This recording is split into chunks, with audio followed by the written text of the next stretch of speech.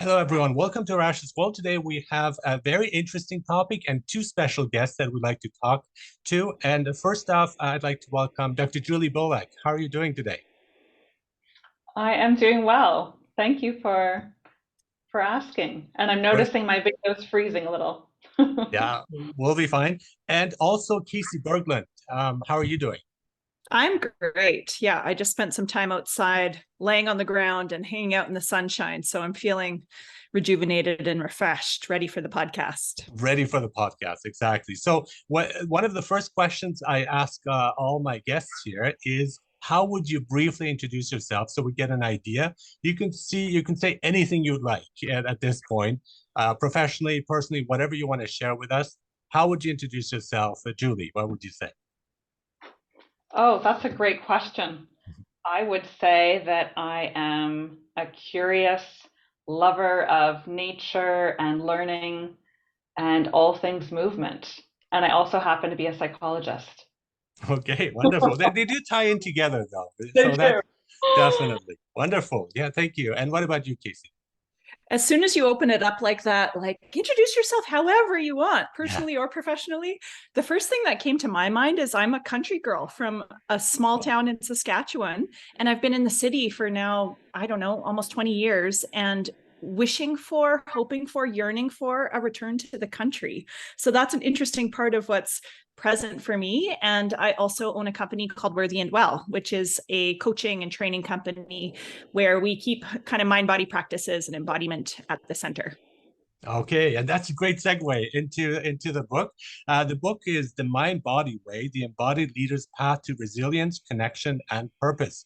There are a lot of words that I already like in the title. So let's briefly talk about what is the mind body way, just to start off with. Who would like to try to give a brief explanation of that? The mind body way is a way in which we see will help to support leaders in bringing more, like the title suggests, connection, resilience, and purpose to their practices.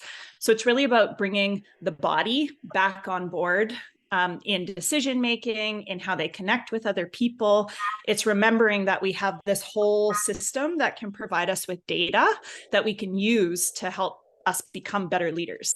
So obviously the mind and the body are connected, though we sometimes forget about the body and act like we're heads on sticks. So the mind body way is really about bringing the body back into the leadership picture. And as a psychologist, what would you add to that, Julie? I think that's a beautiful summary. I think the thing I would add to it as a psychologist is we tend to operate really overusing the brain, the mind, Yeah. thinking. Everything comes back to the brain, but Mhm. overusing that one sense experience rather than connecting to the whole body as a felt sense intelligence. And so, some people might refer to this as intuition or body intelligence. So this book is really a guide for helping us connect more to that really innate part of our intelligence and our sense of knowing that's a more felt sense. Yeah. Yeah. I love that. One of the things I want to add to that is we're so often distracted and disconnected. And the one thing that's always present is the body. Yeah. And so when we can come back to the body, there's a groundedness in that. Yes, absolutely. And it's really like we think it's one or the other. And so you go to your physician and they treat the body. You go often to the psychologist and they treat the mind. But that kind of connection, the holistic view is something that I'm fascinated with because it is all interconnected. And somewhere we know that, but we still pretend that it's one or the other. And I think that black and white thinking is really not helping. And especially when it comes to leaders, because the issues are not black and white. So, what are some suggestions you would give to leaders? What makes a good leader? Maybe as an Hmm. opening question in your view. Oh, that's a beautiful question. I'm going to jump on that. Okay. The thing I keep coming back to, and others have said this too, even Gabor Mate, is to know yourself more. Mhm. If you want to be a better leader, if you want to be a better, you know, mother, father, friend, lover. It's really about starting with yourself, getting to know and becoming more aware of, of you, Mhm. and responding with kindness. So the first pillar of our book is that it's awareness and compassion. Mhm. We're not able to show up as a leader in any area of our life in an effective way and in a kind way, which those two are together. They're not in competition with one another. If we're not first aware and kind towards ourselves, and that doesn't mean letting yourself off the hook or not showing up and doing your best work. Being kind and caring actually helps support you to show up and be your best person. Yeah, the inner and the outer world and the self connecting there. And we see with leaders, and I want Casey to jump into in a moment, but we see as leaders, it's like this persona that we project onto others. Like, I am this strong, I am this leader who has all the answers. And a lot of people buy it and go for it, but that's not the real self. And then we have conflict there and comes off completely wrong, or we can't help others and we don't convince others or don't persuade them with that. So, what would you add to this? Is there anything that you would add to it, Casey, or what are your ideas here? And I Well, love it because just before we start, you have different, slightly different perspectives too, because of your background. So that makes your book so much more interesting. You have a third person as well, Courtney Amo, who has also adds her own perspective. So we get a full view of different facets. So what's your facet here, Casey? thank you for acknowledging that piece. Like, we're really proud of our collaboration and the different essences that we bring to the table. And I intentionally use the word essence because, when you talk about leaders, I hear the word like pretending to know it all, pretending to have their shit together, pretending to not be human, to pretending to like be on a pedestal, whether they like it or not. It takes a lot of energy to pretend or to mask up in that way. And of course, it's healthy to have boundaries and to know what safe spaces are for what conversations. But the biggest thing that I think is key in embodied leadership is this bringing your essence to the table, bringing your authenticity to the table. When building off of what Julie said, when someone gets to know themselves, they get to know what are the masks and what's the truth. And the body is, in my mind, a gateway to the truth. Challenging truths, beautiful truths, joyous truths, difficult truths. And I find that when I connect in with my body and I am brave enough to tap into what's there, no matter what truth I find, it's real and it has wisdom. And when I can integrate that wisdom, I become more whole and more authentic. So it directly translates to being more whole and authentic at work. And we talk a lot about the nervous system in our book too. Pillar 2 is about the mind, body, and nervous system, and how authenticity and wholeness creates a safety, not just for oneself, but for the people that are around them. So we can use authenticity and nervous system regulation to help support authenticity and nervous system regulation in others. And when we feel safe at work or in our lives, I think we do better work. We take more risks. We expand more. So I'll add those little bits to that conversation. Yeah, I love that. And I want to focus you on safety too. So, Julie, from your perspective, again, as a psychologist, what is it that makes us feel safe? And what are the benefits of having that safe feeling? Because often we have also leaders who boss us around and they think that is the best way of doing it. And that's actually counterproductive. So what are your views on this? There are only benefits to creating safety. The research and practice are clear on that point. Um, Safety requires the capacity to be real, to show up with vulnerability Mhm. and a lot of workplaces and leaders do not support that for lots of different reasons, not just the individual, but systems that are created that are not safe, that do not support people acknowledging differences in opinions, or acknowledge errors or mistakes, or ask difficult questions. We need to create cultures within communities and organizations where we can ask questions without fear of being, negatively, without fear of negative consequences. Real support for just psychological safety. I know the big Google workplace studies and others have really highlighted the importance of psychological safety. And we can't say that we're doing this within workplaces and then not actually do it, because when there is something that's said but then the behavior doesn't match, our bodies listen to the behavior. So if I were to say, oh, don't, you can just be yourself here, everything's great, but everything about my body language is like, I can't be trusted.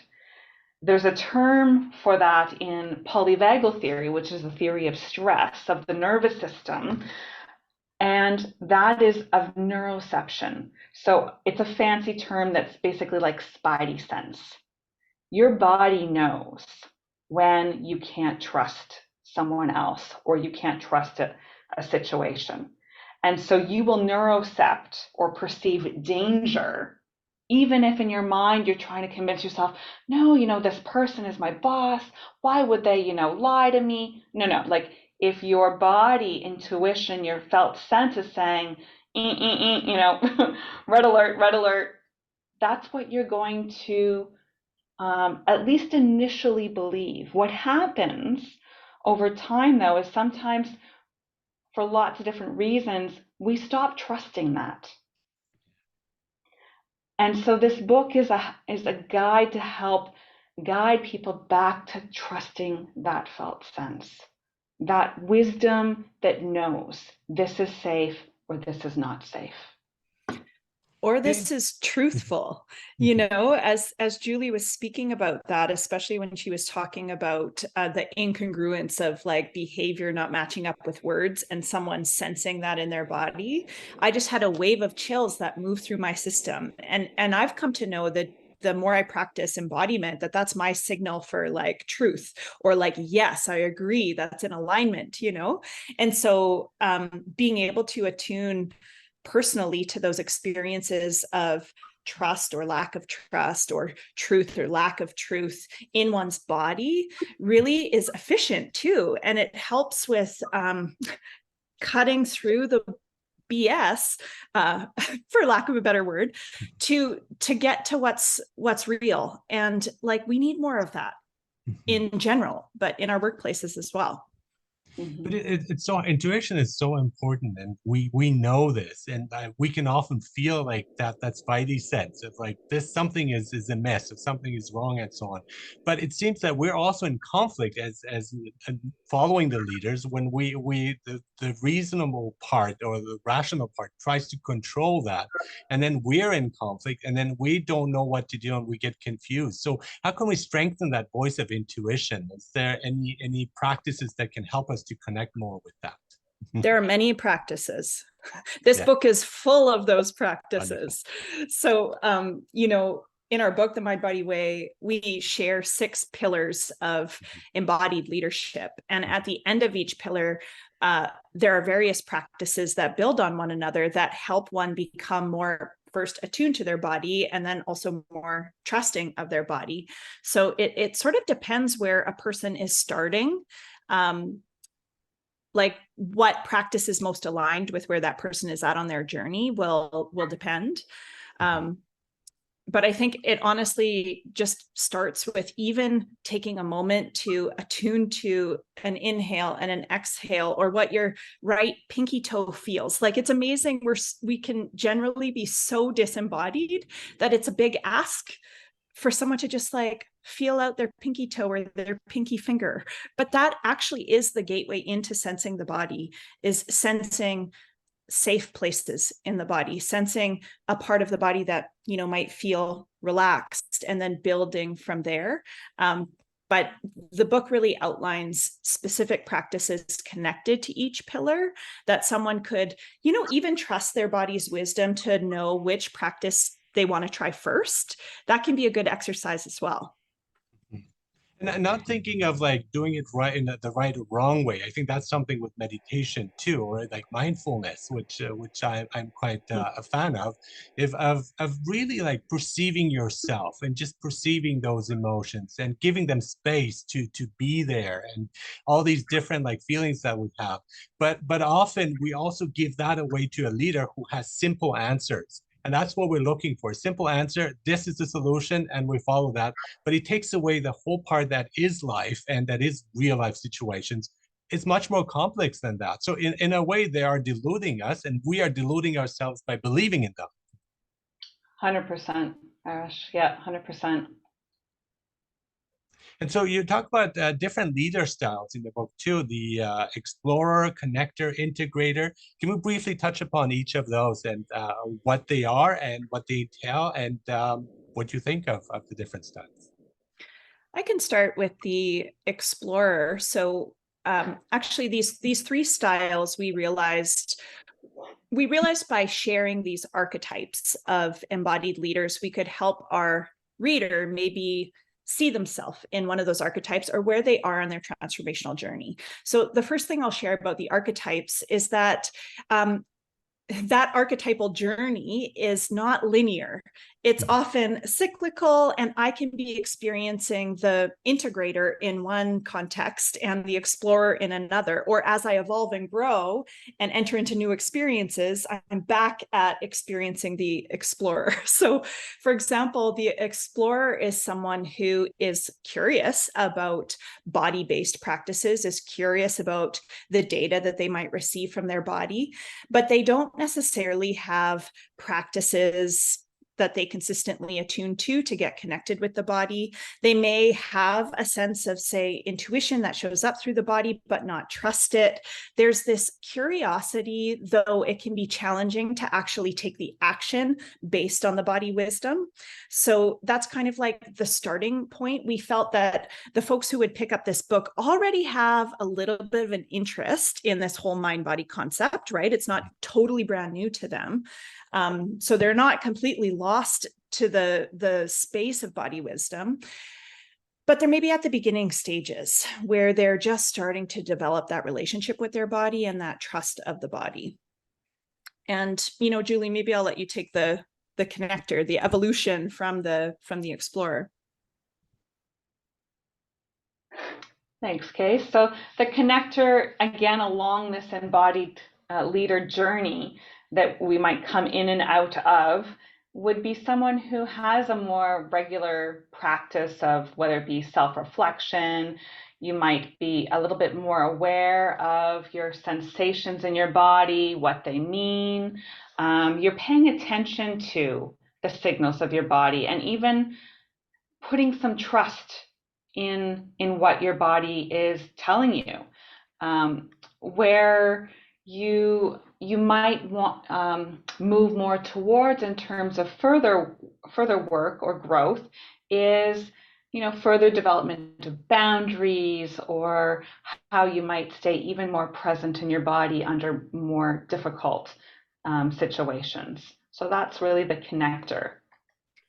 And the integrator has really developed some integrated practices of embodiment. So the integrator is someone who values and consistently has a daily practice of checking in with the body, acting in alignment with the body's wisdom, using the body's wisdom to support decision making. Often the integrator is someone whose energy is trusting, magnetic. When you're around someone who's the integrator, you can just like naturally relax because the nervous system feels safe. So those are a few little qualities of the integrator. And, sometimes it can be hard to be in that integrator position in a leadership role, because it can sometimes feel like you're the one that is the role model, and having community with other integrators can be difficult to find. So there's sort of like pros and cons to being in each stage of the journey. And then, circling back to what I shared at the beginning, depending on context, we might experience these archetypes differently. Like, for example, when I'm doing something brand new in my working world, I don't know, I'm thinking about when I was preparing to do my TEDx talk. That was the first time that I stood on a stage in front of 1,500 people, or that it would be online. And it was almost like, and my talk was about embodiment, but it was almost like, because of the change in context and the rules from TED, basically my body's wisdom was counter to the practices that TED required to make that talk happen. And so I was almost back at the explorer stage in trusting my body, because I was sort of like at a different level. So I think that upward spiral is a good sort of visual for how the embodied leader journey goes. And I think it's really important to know that one archetype is not better or worse than the other. It's just part of the path. Yeah, archetypes are many people don't value them enough, but they're hugely important. And I think, again, the importance of the unconscious and the subconscious that is driving us. And I see also one of the issues is also the employers, because they're often the ones who choose the people who should be the leaders of the company. And often they're led by hearsay, they're led by the impression. They often choose narcissists or people with narcissistic tendencies, who are, in my view, some of the worst types of leaders you can have, because they cannot connect with others, and they're always on the defensive because they're constantly trying to hide that they are pretending to be someone they're not. So that's not helping the company. That's not helping the people who are working in that company, and it's not beneficial for anyone. So how can we change that kind of mindset too, of not falling for people who say they're very good when they're not in reality? I think it comes back to trusting that neurosection of, is this someone I want to work with or for or not, and where you do have choice. And I realize we don't always have, complete choice over our circumstance, but where there is choice, to choose collaborative safety over working for a narcissist. Mm-hmm. Yeah. I, I listened to a podcast the other day, and this line is going to stay probably in my mind forever. And that is, you don't change the weather in Chicago.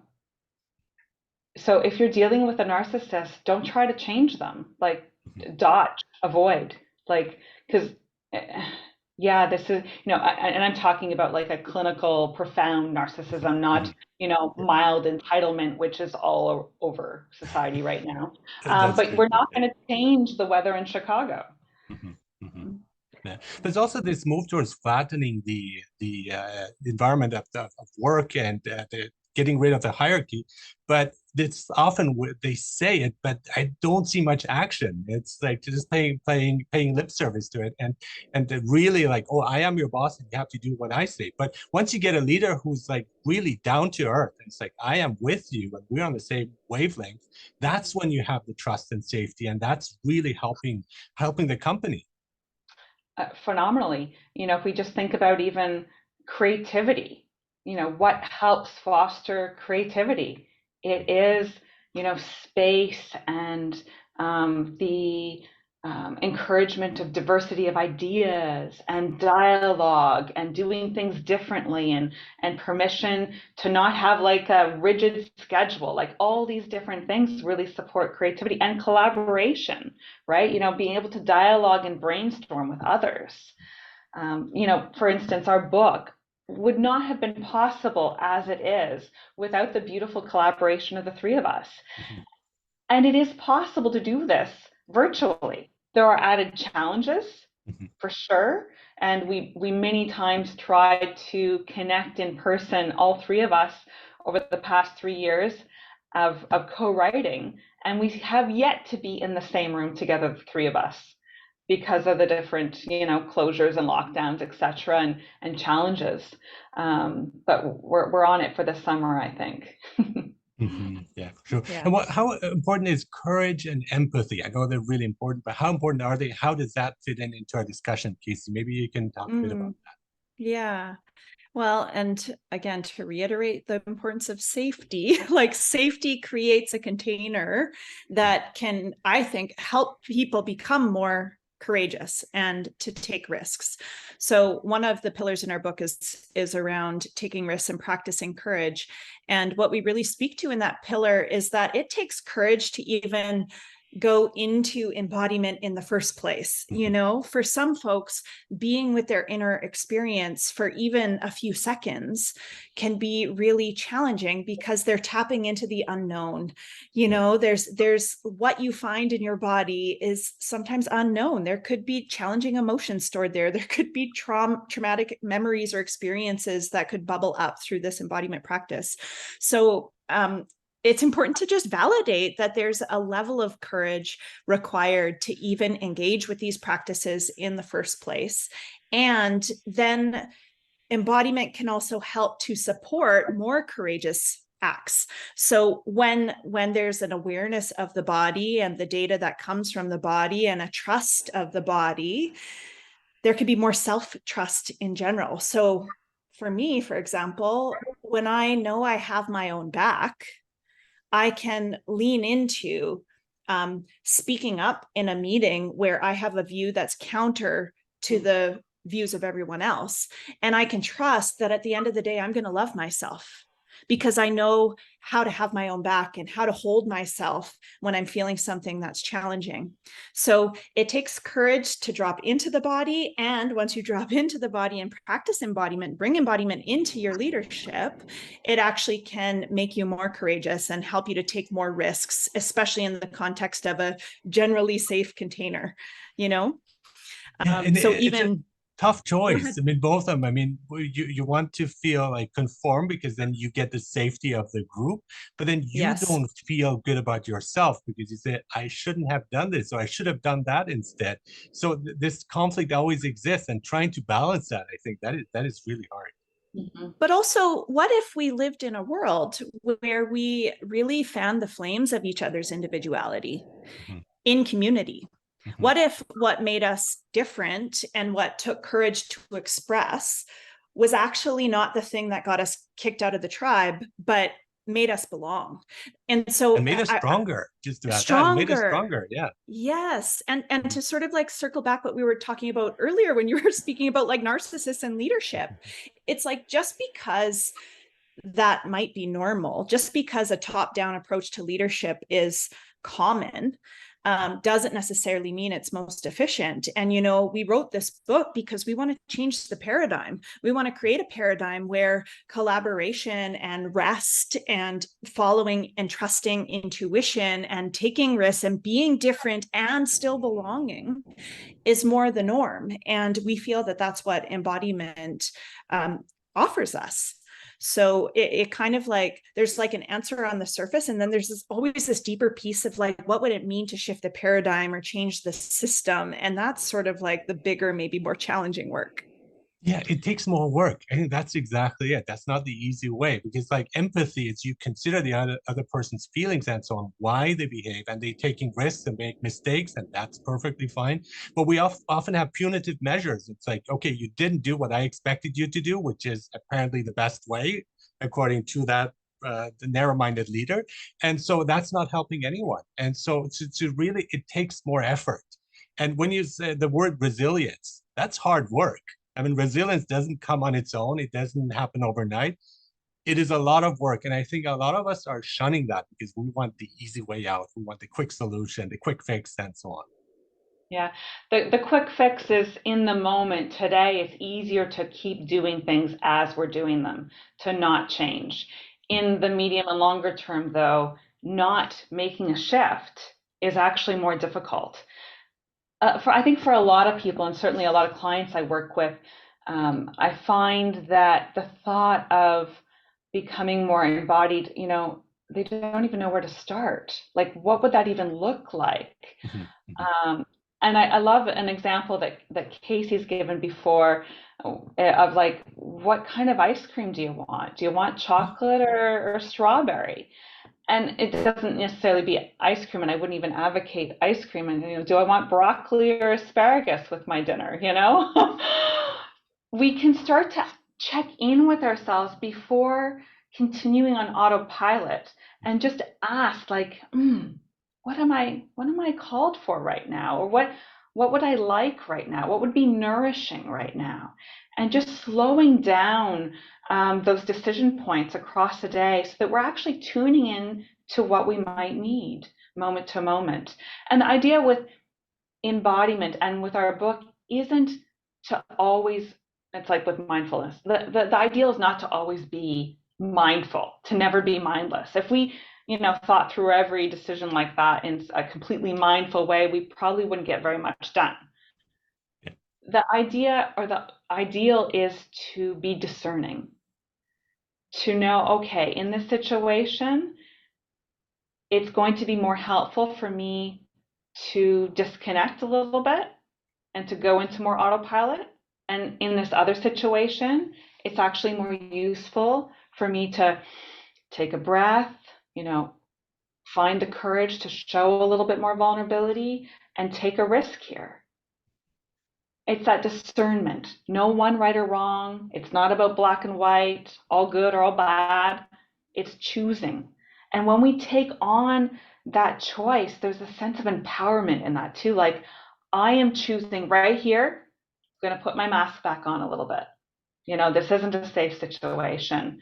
I know my, whatever is narcissistic or micromanaging me or whatever. And in this situation, until I change the context somehow to be more safe, I'm going to show up in this one way. I think that's important that you mention it, because being authentic, yes, you can be authentic in your family, in your home, and you should be. I mean, that's the ideal. But then when you go outside, it's like, yeah, there is a bit of a mask, and it's kind of like necessary for you to survive. Because if you're going to be completely honest with at work, you're going to get into a lot of trouble. So we do have to discern that. I like that point. Well, and even this idea of authenticity, there's so many layers to authenticity. That's For true. one, what is authentic one day for you is not going to be what's authentic another day, right? Because we're always changing. Mm-hmm. Yeah, and you And like a different flavor of ice cream the next day, and that's perfectly fine. That's normal. Yeah. exactly. But we talked about resilience, I think, and also that's important that success, it doesn't come overnight. There's a lots of like missteps that we don't see. People don't talk about it. It's like, oh, I failed again today, right? And it's fine. I mean, that's again, we don't want to give the wrong impression, but it comes with a lot of work and ups and downs, as you're saying. I like how you explore the explorer, that it's kind of a cycle, and then you have the ups and downs. And so that's resilience, because each down makes you stronger and you have more chances for success. We talk about connection, and I think that's again hugely important. Empathy, trusting your intuition, connecting with others.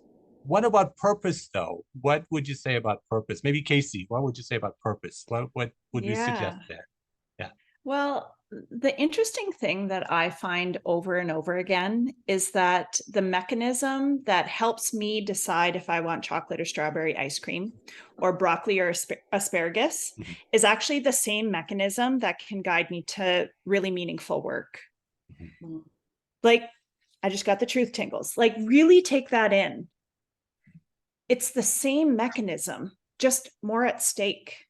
If I can trust myself in choosing broccoli because that's what's going to satisfy me, be nourishing for me, go with whatever else I'm having for dinner, and my body's like on board with that decision, and I keep making decisions just like that, even when they get bigger, like, do I stay with this partner or break up with them? Do I hire this person or the other person? Is it time to move to the country or stay in the city? It's like those choices, when the body is on board, are for alignment. And so over time, embodiment builds on itself. And my experience is that the more I trust my body, the more aligned I become. And so purpose is sometimes a word that scares people away. It can feel like a destination to get to, a success point to like work your whole life for. And so feel free to change that word out for whatever, for alignment, for meaning. the piece that's important here is that once you go down the path of embodiment, there's no turning back. And for better or worse, alignment will happen. And I say for better or worse because, like, sometimes it sucks. Sometimes the body wisdom, to be in integrity with body wisdom and in alignment with my values, I'll use myself as an example, I need to do really challenging things, have a really challenging conversation, grieve a relationship that I wish I could just keep. But for me, that integrity is really important. And for me, integrity with what I do, how I use my time, how I share my gifts, how I'm of service to the world. As a leader, that is like one of the most important things for me. And think about the crisis of a lack of fulfillment that so many people are experiencing. This is like a gateway back home to more fulfillment, more truth, more integrity. For me, it's coming back to more love. So that's a guidepost for me, and my body is always guiding me towards that alignment. That alignment is, I really like that word. So a goal is probably my least favorite word because it seems very fixed, and it's like, I think it's more fluid than that. Purpose I like because it adds the meaning to it. I see like there's an underground meaning that drives us. But I think alignment is really like that works for me, right? What would you say, Julie, about this?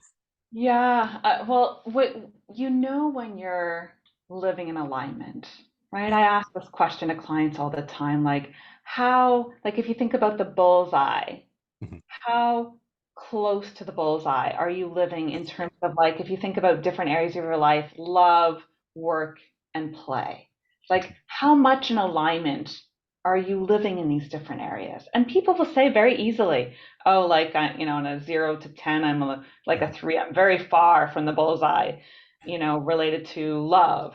But, work, I'm a little bit more connected, so maybe a 6. So what would help you shift towards living in more in alignment? And again, it's coming back to the body, using the cues to go, okay, um, I I'm working really long hours. I love my work, but I'm neglecting my family. So that doesn't feel in alignment with my purpose or my calling, or how I want to be as a father, mother, partner, etc. And that's going to mean I need to make a shift and work a little less and spend more time with my family. Exactly. Yeah. Yeah. And it's like really working the spiritual muscles. And I like from like the small steak to the bigger steak. And it really starts like what am I going to have for breakfast? What do I want? And Yeah. just once you know that, then you are working here to choice and decision making. And you have an issue, you have a problem. And it's like, how am I Mm. personally gonna deal with it? Not how would my boss do it, not how would would have my parents done it or something like that, but how would I, not even Jesus, right? We just want to focus, how would I personally deal with a situation? And that's exhilarating because you say, well, this is my choice. And it might be wrong, and that's fine, right? Because that's, again, mistakes are my own mistakes. They're not somebody else's. I can't blame anybody else. It's really me and taking accountability for that. But that is, again, resilience. That's growth. And I think that mind frame would help us a lot. And we learn through that. Mhm. Like so often, that feeling of stuckness that I see with so many, there's a lack of momentum, a lack of movement in Mhm. that. And people are often frozen from taking the next step. Sometimes we need to just take any Mhm. next Mhm. step in order to go, ooh, that wasn't the direction I needed. Like rejig. Okay. Yeah. You to take a different step. But it's bringing back like a sense of agency, like Mhm. Yes. it's my responsibility to take this next step. And there are really concrete actions I can take. And Mhm. everyone I encourage, and I do this in my own life too, think of like micro changes you can make in your life. Like if you're having, box cereal and milk for breakfast, and I wouldn't recommend anyone if you want to be embodied, what would it be like to shift to, you know, a different breakfast? And what if it's not, the whole breakfast? What one thing might you add? You know, And so try it out. Just and experience it. Try it out. Yeah. And see what experiment. happens. Yeah. And listen to your body again. How does your body react to that? Yeah. Exactly. Yeah. Wonderful. I just like to finish up with one question, and I do know the answer to it, but I just want to kind of clarify it for our audience too. What was the motivation behind this book? Why did you write this book? Because it took a lot of effort and you're combining all your forces together. So what is your purpose with this book? What do you try to achieve? Or what's your aim? I'm going to answer this from a really personal place, like Wonderful. not from the collective of Julie, Courtney, and I. Mhm. What I continually come back to is, what does it mean to act out of a space of unconditional love? And for me, my very first profound embodied experience, I would even call it like a spiritual awakening type of experience, was awakening through sensation in my body to this feeling of like, my purpose is love. And no matter what I do, it's an expression of love. And so for me personally, this book is an extension of that, especially in culture context through the past few years, where what I witness is a lot of division and separation and fighting and arguing and ego battles. And to me, that is not the outcome of love. So to me, bringing unconditional love into a space through a book, work with every single one of my clients, that's what drives me. It's about creating more connection, more unity, more togetherness, and elevated state of consciousness, which to me is unconditional love. So that's my why for spending 3 years writing this baby. And I also got to tap into that energy of unconditional love through being in collaboration with Julie and Courtney. I got to deepen that experience for myself. Like, the process of writing was healing and loving in and of itself. So that kept me going. Wonderful. Yeah. What about you, Julie? What would you say? Oh, we'd be here a long time if I gave all the reasons that led to writing this book. But in brief, I was on a long silent meditation retreat over Christmas and New Year's for 11 days, 2019 to 2020. And the word embodiment came to me. Mhm. And yeah, and then this beautiful collaboration happened, and everything. It's been a little bit like serendipity, like things just led to this. And I've done a lot of work in my practice as a psychologist around burnout.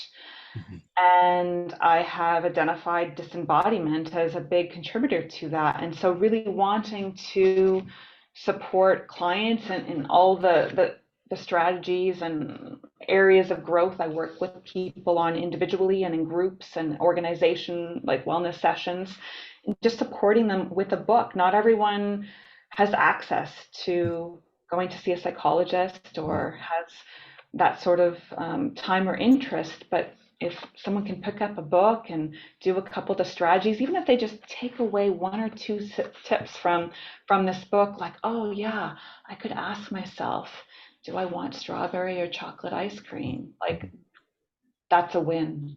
Mhm. That's wonderful too. And the book is always there. I mean, the counselor or psychologist isn't always there, but the book you can carry around with you at all times. So I love that. And again, just to remind everyone, your book is The Mind Body Way, The Embodied Leader's Path to Resilience, Connection, and Purpose. I'm talking to Dr. Julie Beaulac and Casey Berglund. Thank you so much for being on Rash's World. And shout out to Courtney Amo as well, who contributed to the book as well. Thank you so much for being here. It was such a pleasure talking to you.